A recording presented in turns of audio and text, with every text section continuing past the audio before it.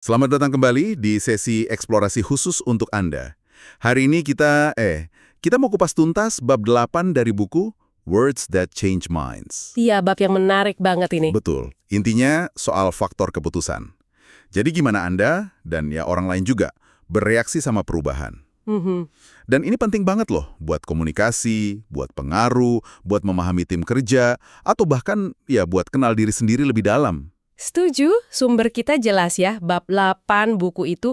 Dan misinya kita coba gali pola-pola internal orang soal perubahan. Iya, cara ngenalinnya gimana, dan yang paling penting, gimana manfaatinnya sehari-hari. Nah itu dia, pernah kepikiran nggak kenapa dulu New Coke itu bisa gagal total? Oh iya, ingat. Atau mungkin di kantor Anda nih, sering kan ada software baru, kok pada nolak, pada resisten gitu. Nah, ini kita coba lihat dari sudut pandang faktor keputusan ini. Ternyata ada polanya loh. Pola ya. Oke. Jadi kayak ada semacam mesin internal gitu ya, yang ngatur reaksi kita pas ada perubahan. Bab ini ngebahas itu. Tepat sekali. Bayangin aja kayak ada jam perubahan gitu di dalam diri kita masing-masing. Jam perubahan? Iya. Apakah kita itu termotivasi karena nyari stabilitas atau malah sebaliknya, nyari perbedaan, hal baru? Kita lebih cocok sama evolusi pelan-pelan atau revolusi yang drastis? Nah, bab 8 ini mengidentifikasi 4 pola utama. 4 pola ya? Wah menarik. Ayo kita bedah deh, apa aja itu? Oke, yang pertama ada pola sameness, kesamaan atau stabilitas. Mereka ini pengennya situasi ya tetap sama aja, nggak terlalu suka guncangan perubahan. Mungkin baru nyaman kalau ada perubahan besar itu tiap katakanlah 10 tahun sekali. Dan mereka sendiri jarang banget jadi pemicu perubahan. Mungkin ya 15-25 tahun sekali baru mulai sesuatu yang beda. Distribusinya gimana? Di tempat kerja? Banyak kah? Justru sedikit. Di tempat kerja kira-kira cuma 5%. Hah? Cuma 5%? Serius? Ini menarik banget, berarti asumsi kalau semua orang takut perubahan itu ya ndak sepenuhnya benar. Tapi yang benar-benar pengen status quo total juga minoritas banget ya? Betul, kebanyakan orang nggak di situ. Terus pola mayoritasnya gimana dong? Nah, ini dia yang paling umum. Sameness with exception. Kesamaan dengan pengecualian. Ini nih jumlahnya sekitar 65% orang di tempat kerja. Wow, 65%. Banyak banget. Iya, mereka ini tipe yang nyaman kalau situasi stabil, tapi ada tapinya nih. Mereka mau situasinya itu terus berkembang. Jadi evolusi bukan revolusi. Oke, jadi pelan-pelan gitu ya? Betul. Perubahan signifikan oke buat mereka, tapi mungkin skalanya ya tiap 5-7 tahun sekali. Nggak terlalu sering. Oke. Jadi mayoritas besar hampir 2/3 ya? Lebih suka perubahan yang terukur, yang bertahap. Wah ini implikasinya gede nih buat manajemen perubahan. Banget. Nggak bisa asal gebrak aja kalau mayoritasnya begini. Nah, kalau gitu, ada nggak sih kelompok yang justru kebalikannya? Yang malah nyari-nyari perubahan gitu? Ada dong, itu pola ketiga, difference, perbedaan. Nah, kelompok ini malah suka perubahan yang konstan, yang sering, bahkan yang drastis. Wah. Situasi yang gitu-gitu aja, yang statis, itu malah bikin mereka gelisah. Kebutuhan internal mereka akan perubahan besar itu munculnya cepat, tiap 1-2 tahun sekali. Di tempat kerja berapa banyak yang kayak gini? Sekitar 20%. 20%? Nggak mayoritas tapi lumayan signifikan ya. Ini mungkin orang-orang yang suka bikin inovasi radikal, atau malah bikin heboh kalau nggak pas tempatnya. Bisa jadi dua-duanya, tergantung gimana ngelolanya. Nah, terus yang terakhir? Ada lagi? Ada. Yang terakhir itu kombinasi, namanya sameness with exception and difference, atau pola ganda. Oh, jadi gabungan gitu? Iya, mereka ini unik. Nyaman dengan evolusi, tapi sekaligus juga nyaman sama revolusi. Jam perubahan mereka itu detaknya untuk perubahan besar rata-rata tiap 3-4 tahun. Jumlahnya sekitar 10% di tempat kerja. Oke, jadi lengkap ya petanya. 5% super stabil, sameness, 65% suka evolusi, sameness with exception, 20% suka revolusi, difference, dan 10% kombinasi, pola ganda. Nah, pertanyaan berikutnya nih yang penting. Gimana cara kita baca pola ini? Di orang lain atau mungkin di diri kita sendiri? Ada cara cepatnya nggak? Ada, dan ini cukup efektif loh. Kuncinya itu ada di satu pertanyaan spesifik. Tapi pertanyaannya disesuaikan sama konteksnya ya.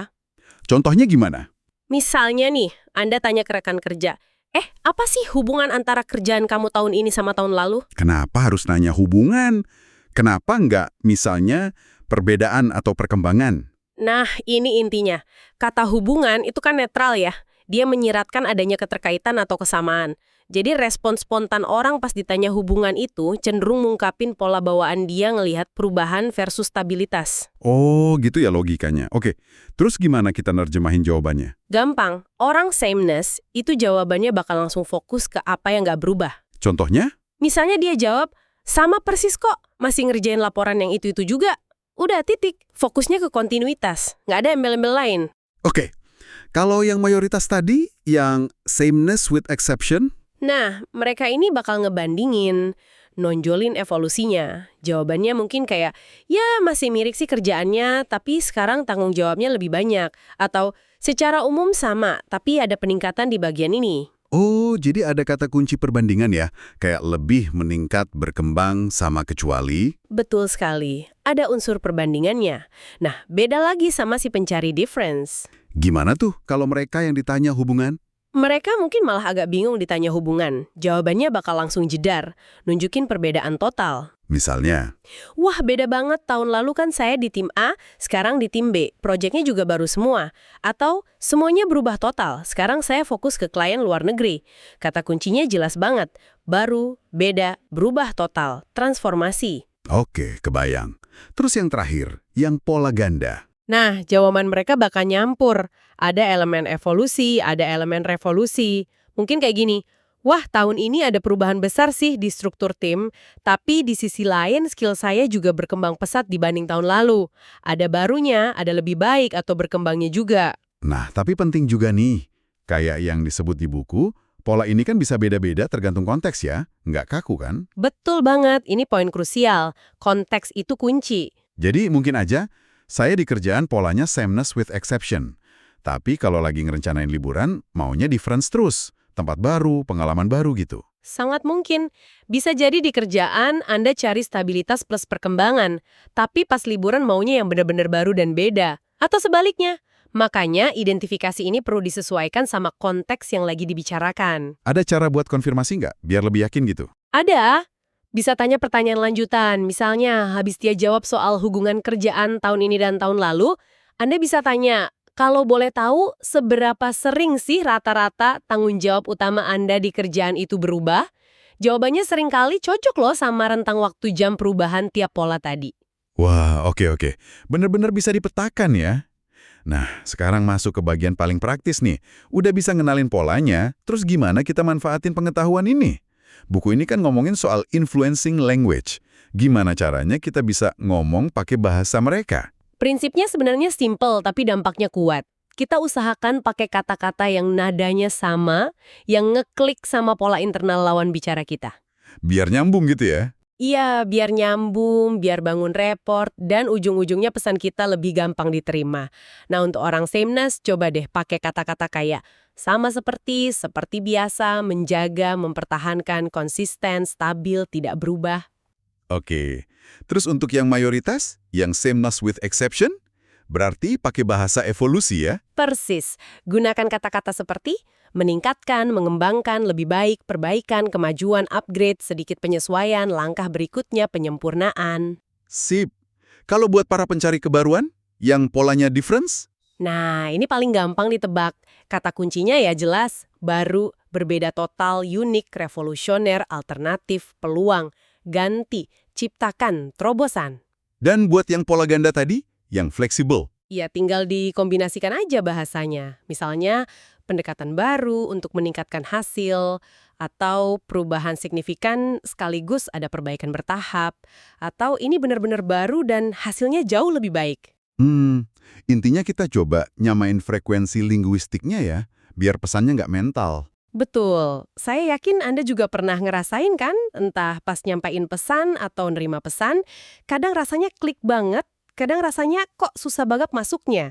Nah, bisa jadi salah satu faktornya ya ini, kesesuaian atau ketidaksesuaian pola bahasa kita dengan lawan bicara.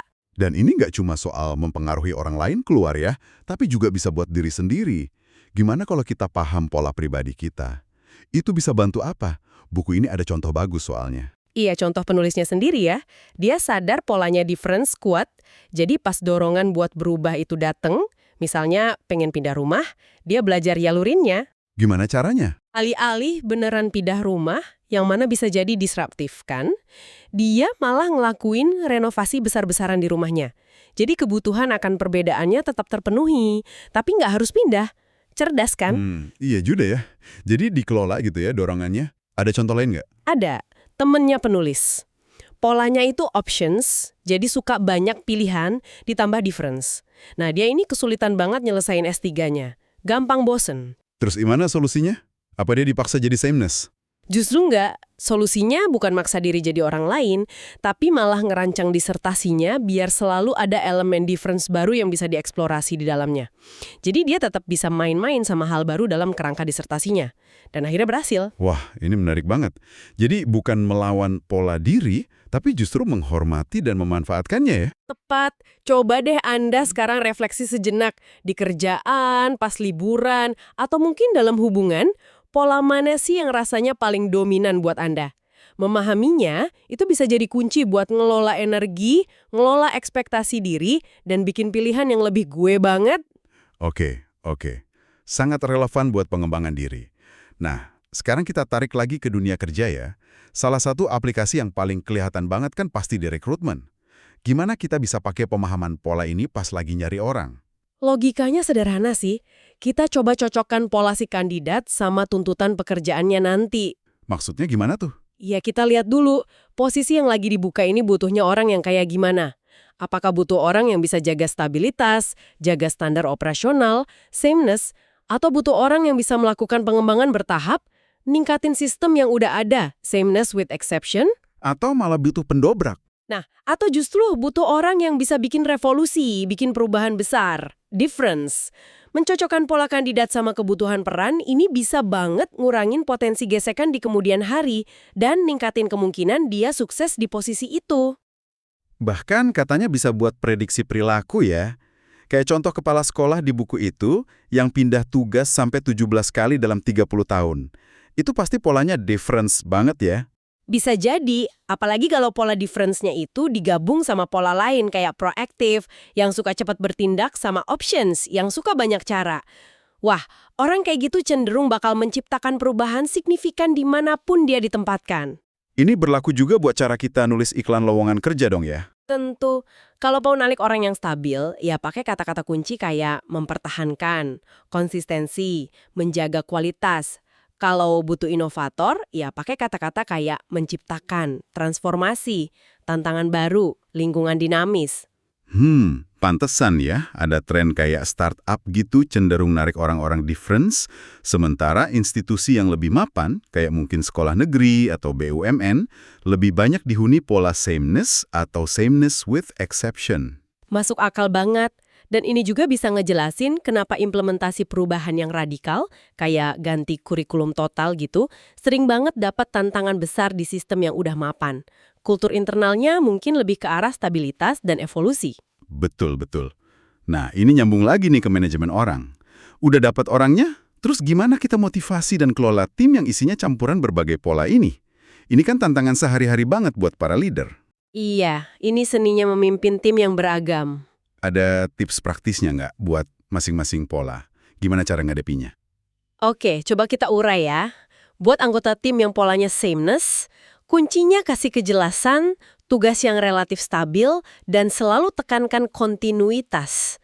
Kalaupun ada tugas baru, kaitkan dengan jelas gimana tugas ini tuh sebenarnya mirip atau mendukung apa yang udah dia kerjakan selama ini. Mereka ini penjaga standar yang hebat loh. Oke, kalau yang mayoritas, sameness with exception. Nah, kalau ke mereka, fokusnya ke kemajuan dan pengembangan. Kasih perubahan tapi bertahap. Framing tugas baru itu sebagai peningkatan, penyempurnaan, atau langkah berikutnya.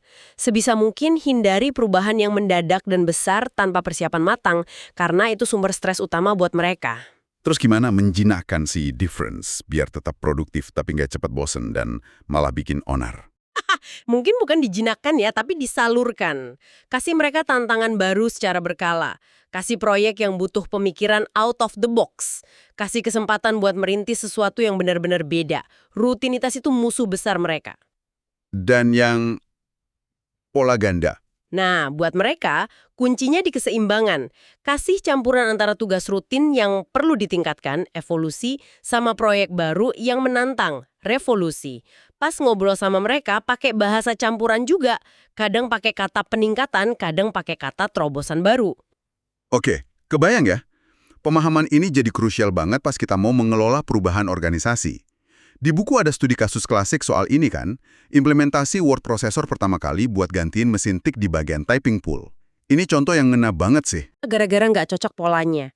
Coba bayangin situasinya. Manajemen datang dengan semangat 45, semangat difference, ngumumin ada mesin baru nih, cara kerja kita bakal revolusioner. Padahal audiensnya, Audiensnya para juru ketik yang mungkin udah kerja puluhan tahun pakai mesin tik yang sama, kemungkinan besar polanya dominant sameness atau sameness with exception.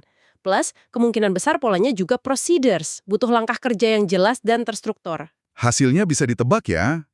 Bukan semangat yang muncul, tapi malah panik, stres, nolak. Bahkan sampai ada yang resign massal loh di kasus itu. Padahal niat awalnya kan baik, mau bikin kerjaan lebih efisien, pakai teknologi baru. Terus, gimana seharusnya pendekatan yang lebih baik? Harusnya, Ron, pakai bahasa yang mendarat di pola mereka. Misalnya, ngomongnya gini, ibu-ibu, ada mesin baru nih untuk bantu kerjaan kita. Tapi tenang aja, cara kerjanya mirip banget kok sama mesin tik yang biasa ibu pakai. Keyboardnya sama, paling cuma ada beberapa tombol tambahan aja untuk mempercepat beberapa tugas. Nanti kita akan pelajari bareng-bareng ya, langkah demi langkah penggunaannya. Wah, beda banget ya rasanya. Jauh lebih menenangkan, nggak ngancem. Betul, pesan utamanya jadi jelas. Kalau mau komunikasiin perubahan ke kelompok mayoritas, sameness with exception, hindari deh jargon-jargon kayak revolusi, disrupsi, baru total. Lebih baik fokus ke kesinambungan, ke peningkatan bertahap dari apa yang udah ada. Ini pelajaran mahal yang sayangnya sering diulang di banyak tempat. Ini benar-benar jadi pertanyaan penting sih. Kita udah cukup peduli belum sih sama cara kita ngomongin perubahan? Atau cuma fokus ke apa perubahannya aja? Nah, itu dia. Contoh lain yang juga terkenal banget soal kegagalan New Coke. Gimana kalau kita lihat dari kacamata faktor keputusan ini? Kesalahan mendasarnya mirip banget sama kasus typing pool tadi. Ketidakcocokan antara bahasa yang dipakai sama ekspektasi atau pola dominan konsumennya. Gimana tuh? Mereka kan ngeluncurin produk pakai nama New Coke. Kata new itu kan bahasa difference banget ya. Padahal, mereka ngelempar itu ke pasar konsumen minuman ringan, yang mana sebagian besar justru sangat menghargai konsistensi rasa. Oh iya bener juga. Orang minum Coke kan pengen rasa yang itu-itu aja yang udah familiar. Persis. Cola Sanmes itu kuat banget di kategori produk kayak minuman ringan atau makanan yang udah jadi favorit. Orang nggak mau rasa kesukaan mereka tiba-tiba berubah total. Makanya solusinya Coca-Cola waktu itu apa? Ya, mereka ngeluncurin lagi produk lama dengan nama Coke Classic. Perhatiin dah, pilihan katanya. Sangat sameness. Bahkan produk-produk baru mereka setelah itu, kayak Coke Zero misalnya, juga hati-hati banget. Nggak terlalu nonjolin kata baru.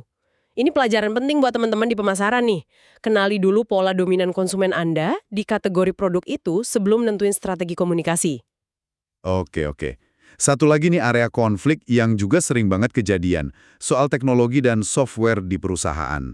Kayaknya ada dinamika yang menarik juga di sini ya. Betul sekali. Sering banget terjadi perang pola antara pihak pembeli sama pihak pengguna akhir. Maksudnya gimana tuh perang pola? Gini, tim purchasing atau mungkin manajemen level atas yang mutusin beli software baru, itu seringkali polanya options atau suka banyak pilihan fitur, dan difference, mau yang paling baru dan beda. Mereka tuh tertarik banget sama fitur terbaru, teknologi paling canggih, pokoknya sesuatu yang benar-benar berbeda dari sistem lama. Sementara di sisi lain, para end user, orang-orang yang bakal pakai software itu tiap hari, Nah, mereka ini seringkali polanya sameness atau sameness with exception plus procedures. Butuh langkah jelas. Mereka paling males kalau disuruh belajar ulang sistem dari nol. Yang mereka hargai itu konsistensi, prosedur kerja yang udah enak, yang udah biasa mereka lakuin. pertanyaan mereka bukan, ini software paling canggih, bukan. Tapi lebih ke, ini bakal mempermudah kerjaan gue yang udah ada nggak sih? Gitu ya. Tepat. Mereka nggak terlalu peduli itu teknologi keluaran terbaru atau bukan. Yang penting kerjaan mereka jadi lebih gampang atau enggak. Ini pasti banyak banget nih pendengar yang pernah ngerasain frustrasinya. Entah sebagai pengguna yang merasa dipaksa berubah pakai sistem baru yang ribet, atau mungkin sebagai tim IT atau trainer yang udah capek ngadepin tembok penolakan dari pengguna. Iya kan? Implikasinya jelas banget. Perlu strategi komunikasi dan implementasi yang beda nih antara ke manajemen, pembeli, dan ke pengguna akhir. Gimana tuh baiknya? Ya perlu diedukasi juga pembelinya manajemen soal potensi resistensi dari pengguna akhir ini dan gimana cara ngatasinya. Terus pas training ke pengguna akhir, jangan melulu ngomongin betapa baru dan canggihnya software itu. Pakai bahasa sameness with exception. Software ini nanti akan mempercepat proses X yang biasa Bapak Ibu lakukan loh. Dan procedures, oke? Mari kita lihat langkah-langkahnya satu persatu ya. Oke. Jadi benar-benar harus disesuaikan pendekatannya ya. Nah, jadi nih setelah kita kupas tuntas keempat pola ini, sameness with exception, difference, pola ganda, terus cara identifikasinya, sampai berbagai aplikasinya dari rekrutmen, manajemen, pemasaran, sampai perubahan organisasi, apa sih benang merah utamanya yang bisa kita tarik?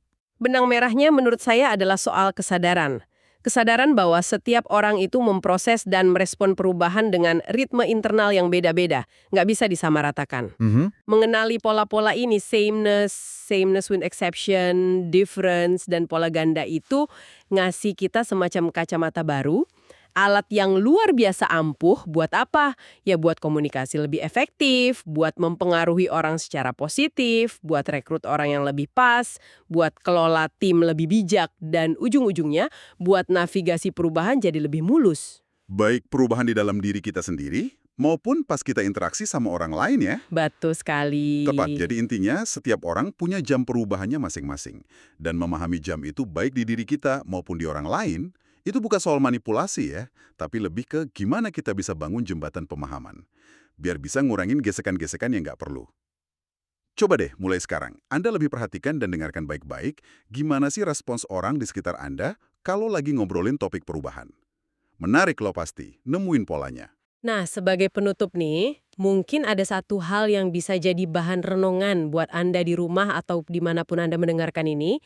Kita kan sering banget ya dengar istilah change fatigue atau kelelahan akibat perubahan di banyak organisasi sekarang. Iya, sering banget itu jadi keluhan. Pertanyaannya gini, mungkinkah kelelahan itu nggak cuma gara-gara jumlah perubahan yang kebanyakan, tapi juga gara-gara adanya ketidakcocokan yang terus-menerus, yang kronis, antara cara perubahan itu dikomunikasikan sama pola faktor keputusan orang-orang di dalamnya?